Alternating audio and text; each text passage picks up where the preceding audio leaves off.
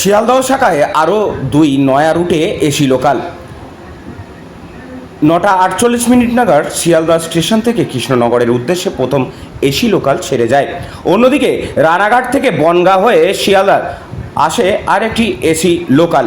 এদিন শীততাপ নিয়ন্ত্রিত এক্সপ্রেস ট্রেন চড়েছে সাধারণ মানুষ।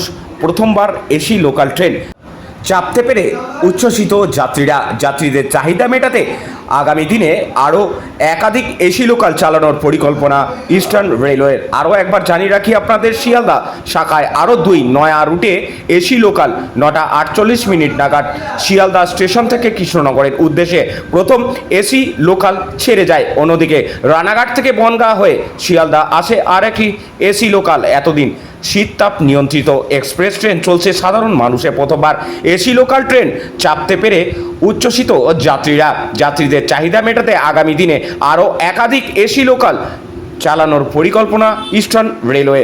কি বলছেন যাত্রীরা একটু শোনাবো। পরবর্তী খবরের জন্য অবশ্যই চোখ রাখুন নিউজ কলকাতার পর্দায়। শিয়ালদা থেকে দেবাশিস মণ্ডলের রিপোর্ট, নিউজ কলকাতা। আমি ঠাকুরনগর থেকে।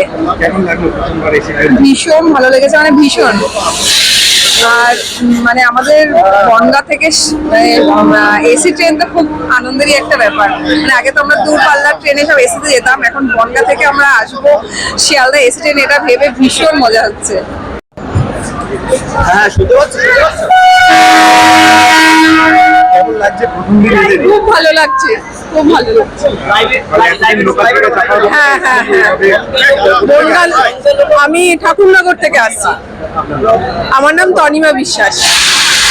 আমি ডাক্তার ঘোষ, আমার কোলে মার্কেটে আমার চেম্বার। আমি মধ্যকার লোকালে আসলাম, এটা পেয়ে খুবই খুশি এবং রেগুলার আসবো।